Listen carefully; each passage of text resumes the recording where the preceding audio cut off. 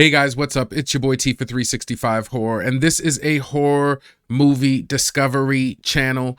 I am just here to put as many horror movies on your watch list as possible. And today we're going to be looking at 6 brand new releases for you guys to watch and stream today. So let's get into it right now.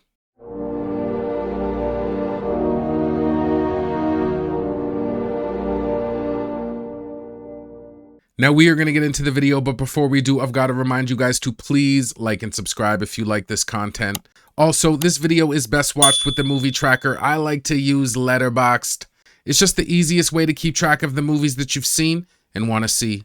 I also want to touch on the availability of these titles, as I have personally went to each one of the services and verified that these movies are available. And if you are having trouble seeing them, there is probably one of 2 reasons. One, you might be region locked. And the other reason is if you are using any of the alternative media sites or any of the free stuff, a lot of these movies just came out yesterday, so they really won't be released on those sites for a couple days. And lastly, this is just a preview. These are not reviews and recommendations.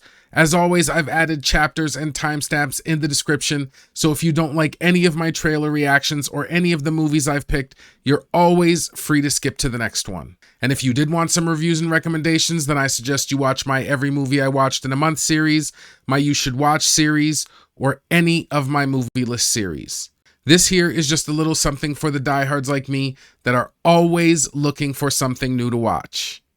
And with that, let's get right to it. So the first movie we're going to take a look at this week is a straight horror named Frewaka, and this movie is available on Shudder.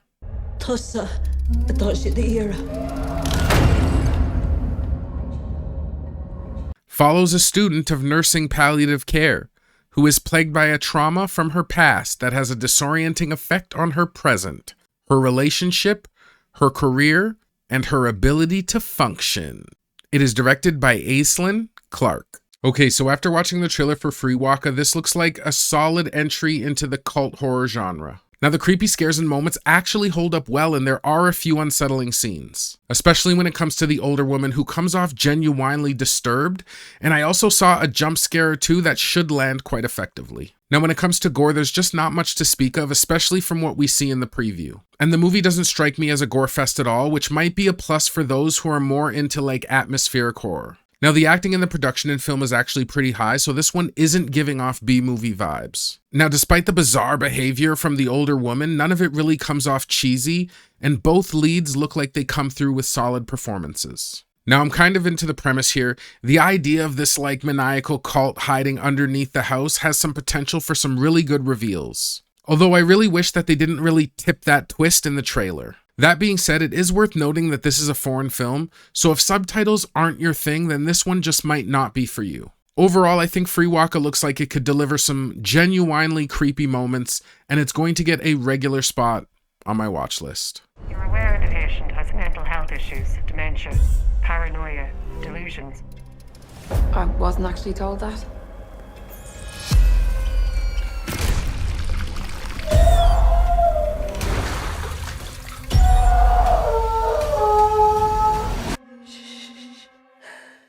Next movie we're going to take a look at is a horror sci-fi thriller named Ash, and this movie is available on Prime Video.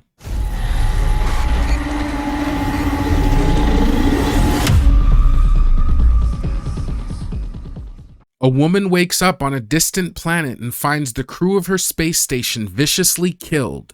Her investigation into what happened sets in motion a terrifying chain of events. It is directed by Flying Lotus.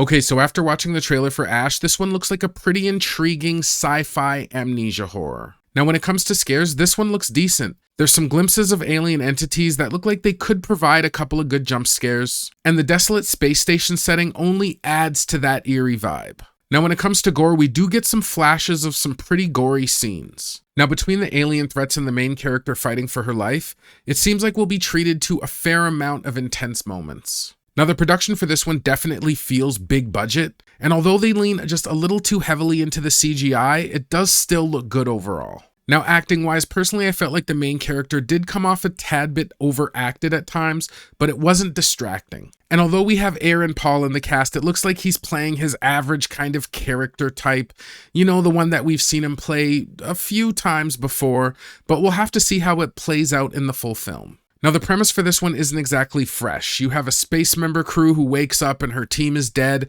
and of course, mystery ensues. Now, Ash doesn't seem like it reinvents this formula, but some of the alien entities we've seen mixed with some of the more fantastical elements could help the film stand out. Now, all in all, Ash looks like an interesting horror film with some decent potential, especially if the CGI doesn't look too bad and it ends up really building up that good, solid mystery. And because I think those elements could really work well together, I think this one's going to get a regular spot on my watch list.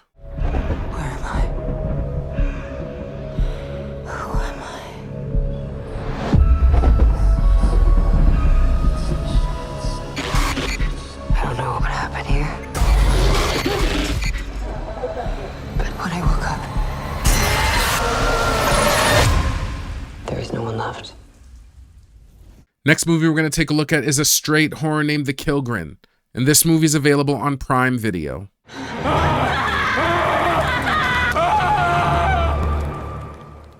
After a personal tragedy, Miranda explores unconventional self-help methods, only to learn from a spiritual healer that she has an infection of her aura called a Killgrin, which thrives off her misery.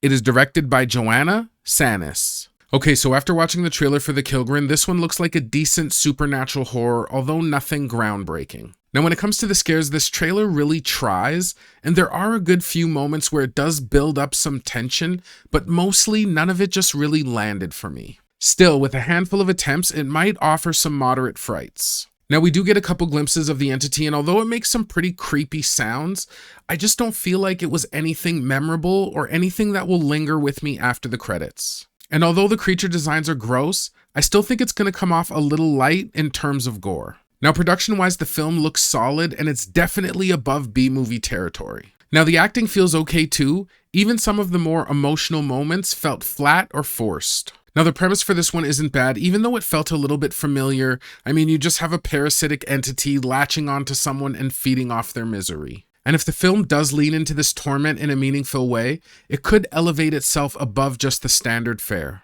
Now, the Killgrin looked alright, but nothing in the trailer really excited me, so I think for now, this one's gonna find a little bit of a lower landing spot on my watch list. So what's on your mind, kid?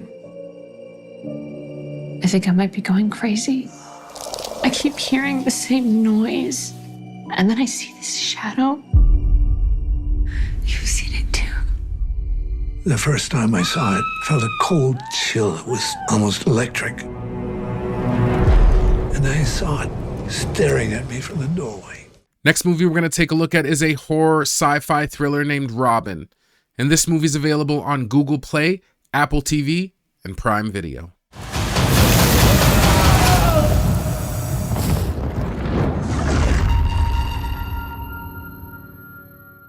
When a robotics expert channels the grief of losing his 11-year-old son into building Robin, a fully functioning robotic doll, a series of horrific events make it clear Robin will do whatever it takes to have his creator all to himself. It is directed by Lawrence Fowler. Okay, so after watching the trailer for Robin, this one looks like a decent AI doll horror. In terms of scares, it looks like the film's going to lean more on kind of an obsession slasher vibe instead of delivering lasting creeps. And I wouldn't expect much in the way of chilling moments, but it could kind of grace us with a jump scare or two. Now, gore-wise, the trailer definitely shows some bloody scenes and some pretty brutal moments, so I'm sure that Robin's going to be like a brutal AI doll. I just don't think that the film is really going to reach any kind of splatter film level. It seems to toe that line between intensity and like overkill. Now, the production and acting from the trailer definitely looks B-movie, but not in a negative way. And the performances didn't feel overly campy, so I think this one's going to be passable if you're into this kind of subgenre. Now, the premise for this one is pretty standard for any doll horror, a possessive, dangerous doll that wants its creator all to itself. But honestly, I've always had kind of a soft spot for these kind of stories. Ever since my younger days watching Chucky, I've just found evil dolls doing diabolical things entertaining in a weird kind of way. Now overall, Robin looks middle of the road, but I'm always down for a creepy doll flick with some gnarly gore. So I think this one's going to get a regular spot on my watch list. What the hell is this thing? Meet Robin. Where did you get this? I made. Next movie we're going to take a look at is an action horror thriller named Backlash. And this movie's available on Apple TV and Prime Video. We have to kill you and you to get out of here alive. A group of online gamers must kill each other to survive in a real-world deathmatch based on their computer game after their cyberbullying causes the self-deletion of a classmate.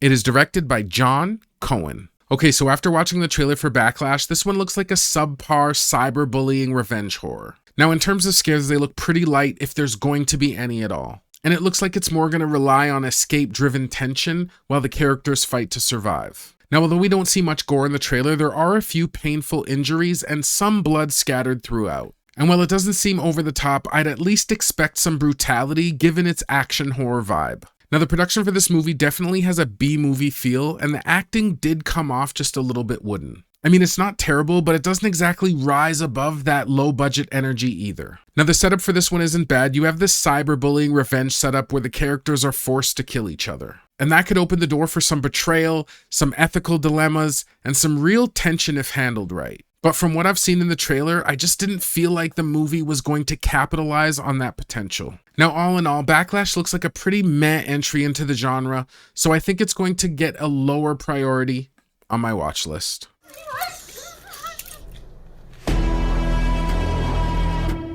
We're in Sam's sniper tower.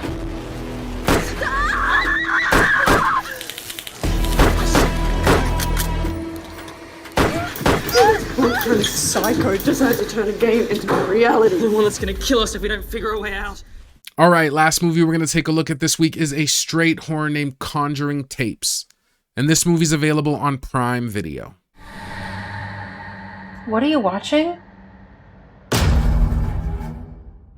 While sorting through their late friend's belongings, two women discover VHS tapes showing them in haunting, unfamiliar scenes, each one drawing them into the grasp of a mysterious, malevolent entity. It is directed by Robert Livings and Randy Nundahl Jr. Okay, after watching the trailer for Conjuring Tapes, this looks like a decent entry into the found footage anthology horror space. Now, when it comes to the creeps and scares, nothing looked over the top, but there were a couple parts of the trailer that did hint to some light chills. And usually found footage films do pretty good with the jump scares, and I did catch a couple of good ones in the trailer. Now, gore-wise, it's just tough to say.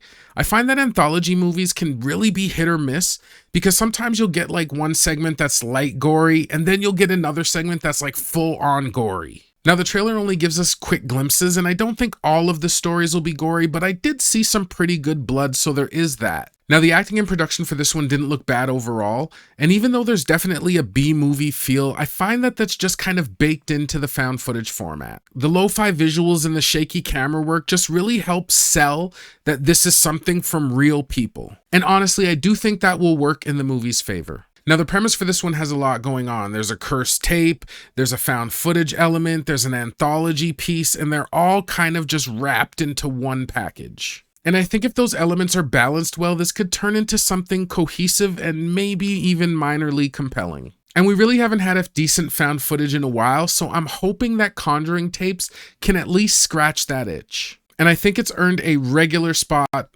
on my watch list.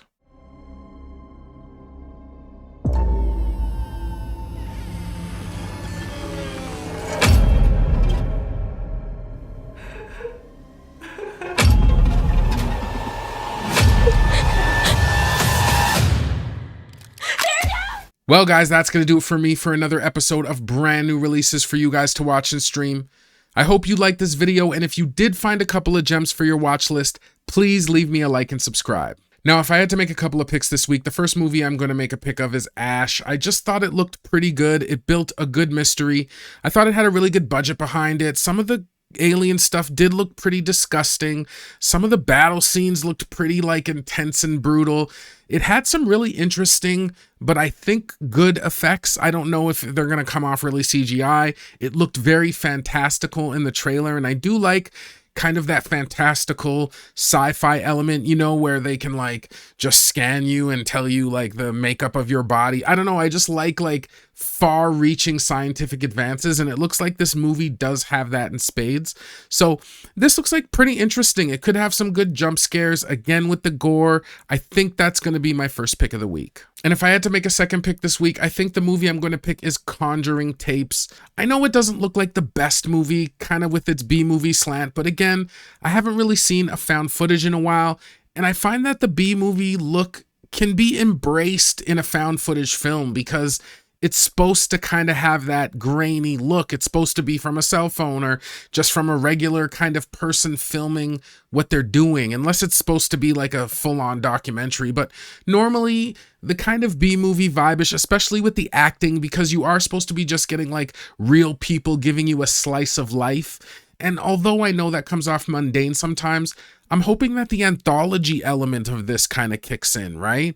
And with the characters being part of these tapes they're finding or part of the stories, it could be something like kind of mysterious and creepy and just something pretty good to watch. So I think that's going to be my second pick of the week. And the last thing that I really wanted to cover before I got out of here was last week I had a great week because not only was it my birthday, but we also hit 5,000, man. I had a feeling we were going to hit it last week, and I'm so happy. I want to thank each and every one of you. I hope you guys are finding some really good value. The one thing I wanted to show you was apparently, and I thought this was really thoughtful and sweet, but my girlfriend, I had been telling her like, hey man, I think in a couple weeks or next month, I'm going to hit 5,000, you know, because you can kind of see the trends of how many subs you get per week. Like sometimes it's a little more, a little less. But so a little while ago, she actually got me this, and I did want to give it kind of show it off because I think it's super cool. Again, a very thoughtful gift for hitting 5,000 from her. She knows that I am a Friday the 13th Jason guy, so she got me this like mug, which is really cool. And the mug did come with like a pair of socks, but they were female socks.